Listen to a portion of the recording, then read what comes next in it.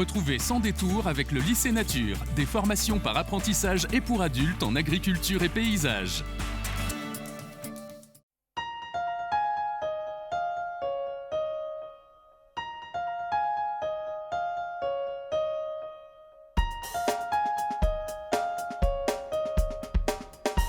Bonjour à toutes et à tous et bienvenue dans Sans détour. Je vous refais pas le pitch, vous savez qu'on n'est plus en voiture aujourd'hui et qu'on retrouve quelques-uns de mes invités de cette saison ou de la saison d'avant. 2 personnes vont venir s'asseoir à côté de moi et me raconter leur parcours. Il s'agit de Philippe Provost, dans un second temps le président du RVBC, ancien cadre bancaire, ancien agent immobilier. Il est également au MEDEF et au réseau Entreprendre. Il a beaucoup de choses à nous dire sur la période. Et puis Clément Plot, les lunettes de Clément, le président des vitrines du centre-ville. Il est là et il m'attend pour échanger sur l'après-confinement. Bonjour Clément, comment ça va ? Bonjour Hervé, très bien, merci. Bienvenue à Vouvant, très joli petit village, avec ses petits commerces, tu pourras les voir tout à l'heure. On va reprendre de tes nouvelles, comment ça va depuis ces quelques mois ?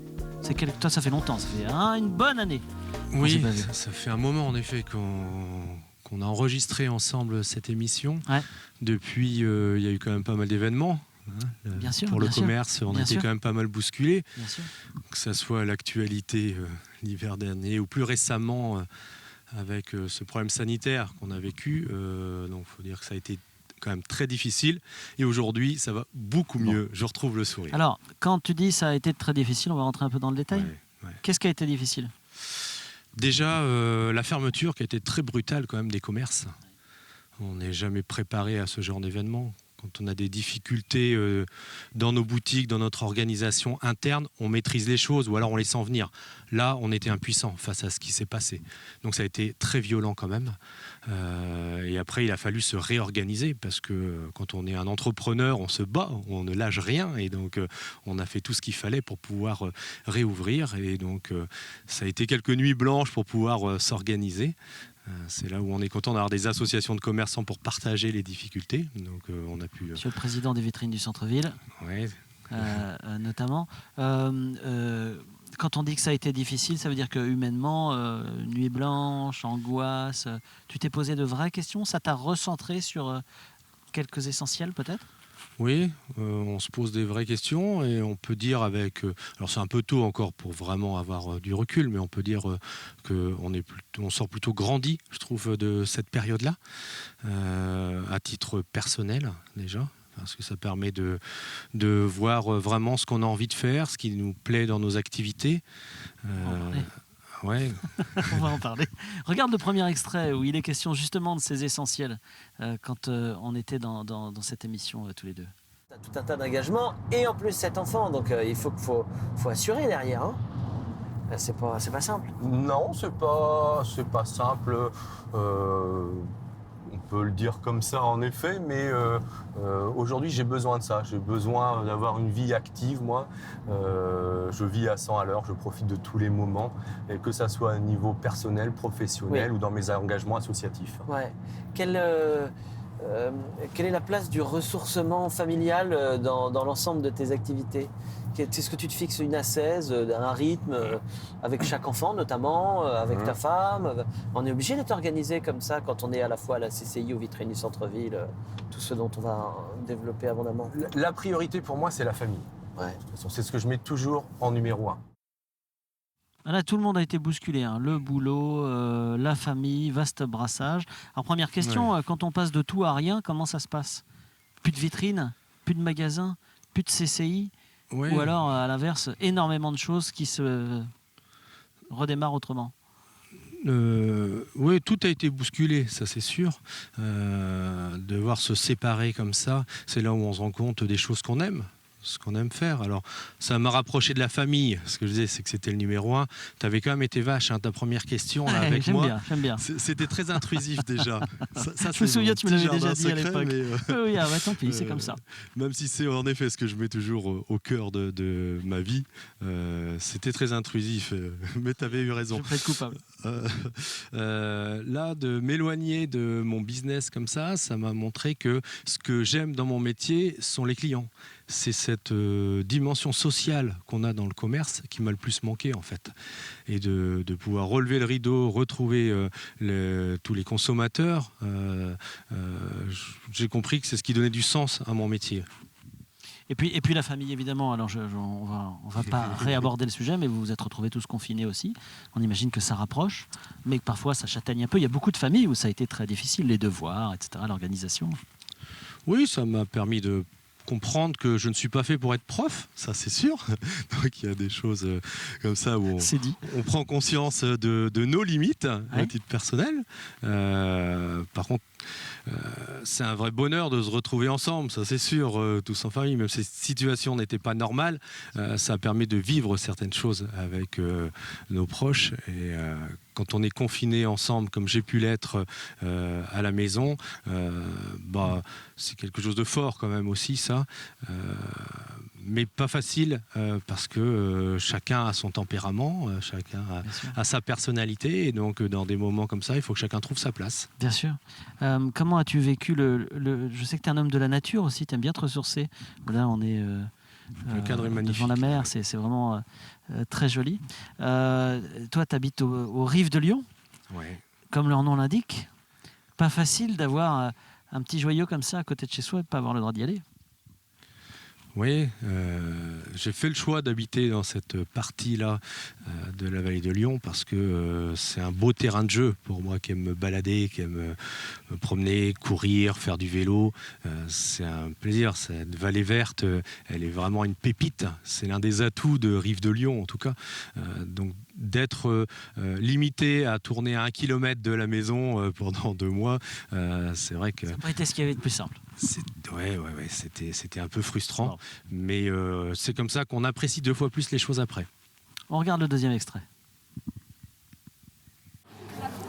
Il y a une valeur ajoutée à apporter sur un produit. Ouais. C'est ce qui fait qu'on est commerçant. Donc, est-ce que c'est le sourire? Est-ce que c'est le produit? Ça, pour moi, c'est un ensemble. Ouais. Aujourd'hui, le commerce, ça doit passer par du plaisir. Ouais. Sinon, aujourd'hui, il y a un nouvel acteur, tout simplement, qui s'appelle Internet et qui fait exploser. Et ça te taille des croupières, toi Dans tous les secteurs d'activité, de toute façon. Et on les voit progresser. Voilà. Dans le prolongement, tu nous expliquais que ça ne concernait pas trop les opticiens, lunetiers, ton activité. Est-ce que ce que nous avons vécu va changer la donne? Oui. On voit que Internet aujourd'hui c'est un service pour le commerce de proximité.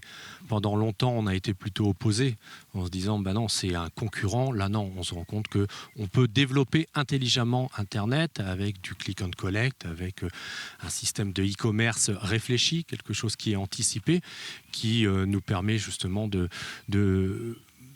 avec les consommateurs de pouvoir travailler sur des achats plus réfléchis. C'est donc toi qui vas t'y mettre à l'Internet. Oui. Et non pas attendre que et non pas attendre que des grands sites viennent te tailler des croupières.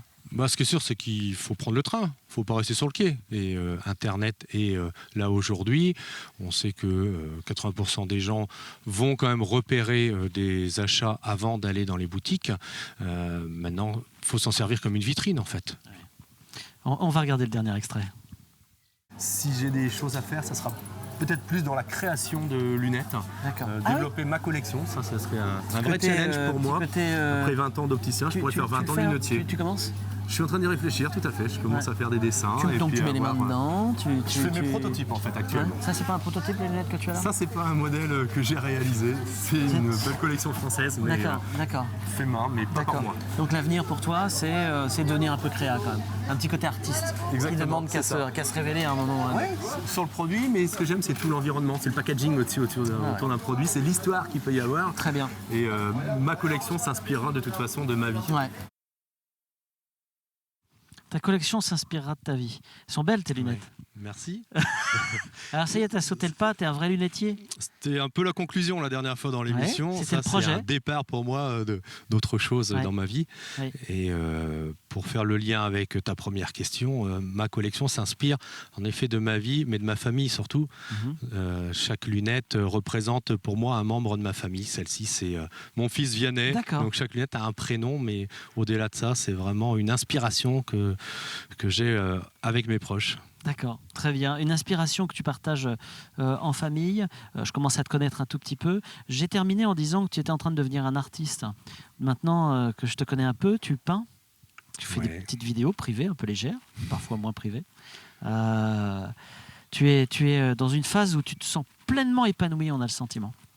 C'est la crise de la quarantaine? Ah, peut-être. Je ne sais pas. Ce sera ma dernière question. Es-tu aujourd'hui au sommet de ta forme? C'est de la curiosité, je pense. C'est l'envie de toucher un peu à tout. Maintenant, dire que je réussis et tout, non, loin de là. Mais en tout cas, le plaisir de faire aussi de mes mains. Je crois que c'est important, ça. On a envie de prouver d'autres choses, je pense, à 20 ans, à 30 ans et à 40 ans. Et aujourd'hui, plus que le côté artistique, c'est le côté artisanal que j'aime aujourd'hui. Donc, que ce soit dans mes lunettes ou que ce soit dans mes peintures ou les vidéos, c'est le faire, en fait. Le faire moi-même, le die, comme on dit aujourd'hui. Très bien, très bien. Un homme moderne 2.0. Merci Clément d'être venu tout de suite. C'est Philippe Provost qui prend ta place pour continuer à échanger.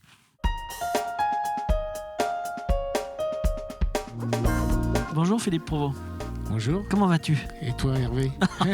Ah non, non, c'est pas comme ça que ça marche dans cette émission. Mais ça me fait plaisir que tu me poses la question. Ça va pas mal. Je suis content de retrouver. Moi aussi, je suis ravi. Voilà, de te retrouver, puis de retrouver un peu le terrain et les vrais gens en vrai, et de les toucher, pas simplement sur des visioconférences. Comment tu as vécu, toi, cette période-là, ces quelques mois? Alors écoute, je l'ai hyper bien vécu parce que j'étais très très pris, contrairement à ce qu'on peut penser pour quelqu'un de retraité.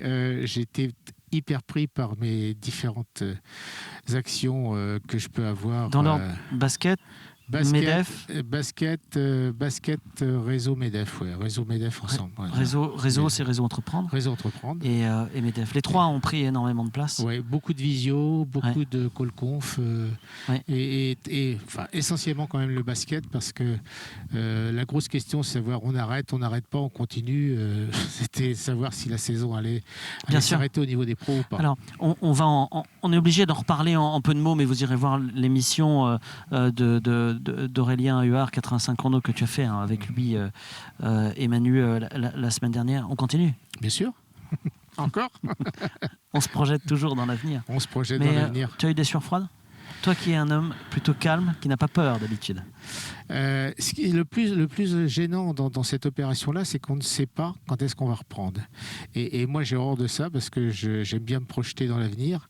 Et donc, ne pas savoir comment ça va se passer, comment ça va faire, est-ce qu'on va réellement jouer l'Europe et tout ça m'agace profondément.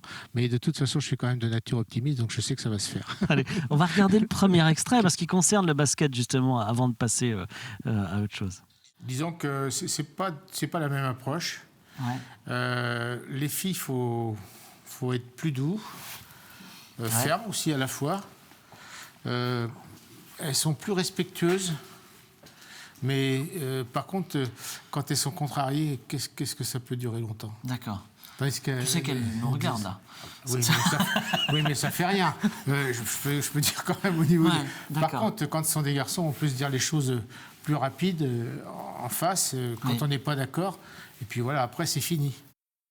Là, il y a eu des décisions à prendre, des choses à dire. Des gens sont partis, des joueuses notamment. Waouh, ça s'est bien passé? Ça s'est passé comment? Bah écoute, pour moi, ça s'est assez bien passé parce que j'avais déjà décidé. Donc, j'ai pas attendu vraiment la fin. Ça veut dire que le confinement n'a pas changé grand-chose finalement à l'évolution de l'équipe? Non, j'avais décidé les joueuses qu'on allait garder avec mon entraîneur. On en avait discuté. Ça n'a pas fait l'unanimité au niveau de mon conseil d'administration, mais bon, ça fait rien. Moi, je suis aussi obligé d'avancer. Et puis, il y avait quand même les aspects budgétaires qui étaient importants et je pouvais pas faire n'importe quoi. Donc aujourd'hui, l'équipe, elle en est où avant de passer à autre chose? Elles sont en complet? Elles sont prêtes à repartir? L'équipe est prête à repartir. On a décidé de faire avec 8 joueuses. Donc on a trois nouvelles joueuses qui vont venir renforcer l'équipe. Et puis on va faire jouer des jeunes de notre centre de formation. On va écouter le deuxième extrait. Le deuxième extrait, il expliquait la différence, le passage entre la banque et l'immobilier. Comment tu avais fait cette bascule? Il faut que je change, mais il ne faut pas que je change n'importe comment. Et en fin de compte, l'immobilier me plaisant, me plaisait. Donc automatiquement, j'ai dit il faut que je prenne cette branche-là. J'ai pris le temps, j'ai cherché parce qu'on était quand même à l'époque en 92 en pleine crise de l'immobilier. Et puis j'ai dit mais il faut toujours être à contre-courant, c'est maintenant qu'il faut que je m'installe. J'ai fait partir mon épouse du Crédit Agricole. Donc, voilà. Ah oui, ton épouse bossait à la concurrence. À la concurrence, oui, c'est ça. On était mari et femme de la mutualité. D'accord. Crédit Mutuel, Crédit Agricole. Ah, c'est marrant. Et voilà, donc, et puis ben voilà, on a démarré tous les deux. Elle plus commerciale que moi, faut le dire. Voilà. Pourquoi je te mets ce passage-là entre la banque et l'immobilier? C'est pour cette phrase où tu expliques qu'il fallait aller à contre-courant. Est-ce que tu crois que c'est le bon moment pour se lancer aujourd'hui? Est-ce que tu crois qu'il y a plein de choses à faire? Est-ce que tu es résolument optimiste alors qu'on va connaître des mois difficiles? Oui, mais je reste toujours persuadé de cela. Toi, c'est peut-être maintenant qu'il va falloir que je fasse des réformes au niveau du basket. Parce que justement, on est dans un moment difficile et qu'il faut qu'on aille de l'avant et qu'on voit un peu plus loin. Il faut qu'on soit jamais dans le confort, mais toujours dans l'opportunité. Et là, on va avoir de réelles opportunités, à mon avis. Alors ça, c'est le basket. Qu'est-ce que l'entrepreneur dit là, aujourd'hui?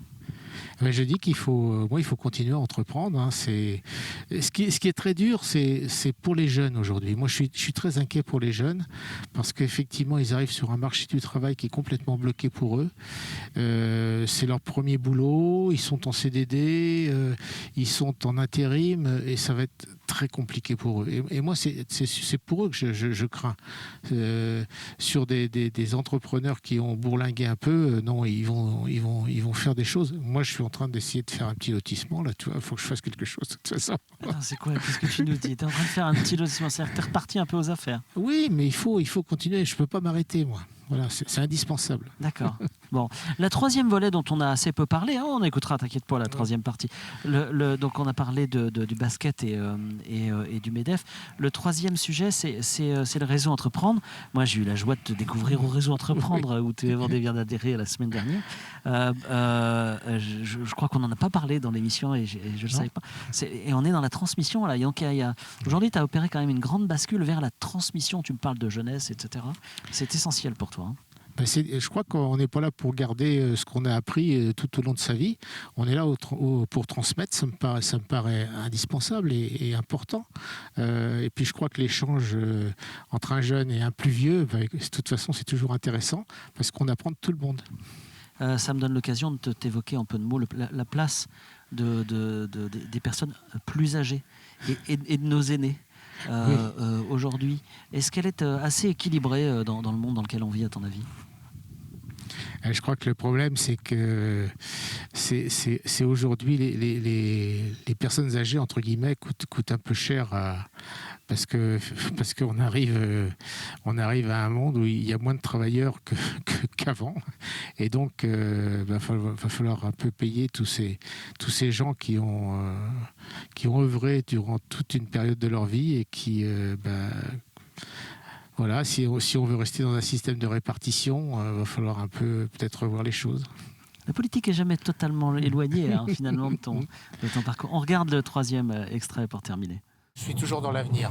D'accord. Je suis jamais dans le passé, toujours dans l'avenir. Donc je sais toujours où j'ai envie d'aller. Oui. Alors ça ne veut pas dire qu'on va y arriver, mais ça veut dire que je vais faire en sorte de pousser pour y arriver. D'accord. Tu la vois comment, notre société, dans 10 ans? À l'heure où on sort juste, où tu viens de nous parler de la place de la jeunesse, de la place de la transmission, la place de nos seniors. Je ne suis pas persuadé qu'il y aura de profonds changements, contrairement à ce qu'on dit là. Par contre, l'évolution elle va se faire dans un environnement un peu plus écologique, ça c'est certain. Ce qu'il faut, c'est qu'on arrive à faire ça. Je dis ça avec sagesse, mais en douceur. Mais avec une volonté quand même, parce que l'écologie, c'est tout le monde doit faire l'écologie. Et donc, voilà, on n'est pas toujours des bons petits soldats, mais il faut qu'on fasse en sorte que l'on évolue pour que notre planète soit toujours aussi belle. Cette période est une vraie prise de conscience. Oui, je crois, oui. Pour moi, enfin, pas pour moi, mais je crois qu'aujourd'hui, l'écologie, elle se décrète pas, ça s'impose à nous. Merci Philippe Provost d'être venu Merci, nous voir Hervé. dans Sans Détour. Ça m'a fait plaisir de te revoir Toujours quelques un plaisir. instants. C'est toujours Avec toi. une vraie joie. On se retrouve la semaine prochaine pour un nouveau numéro de Sans Détour. Merci à Myriam Garot, nouvelle maire élue de Vouvant, qui a accepté de nous accueillir ici dans ce superbe écrin au pied des tours. À la semaine prochaine. Salut.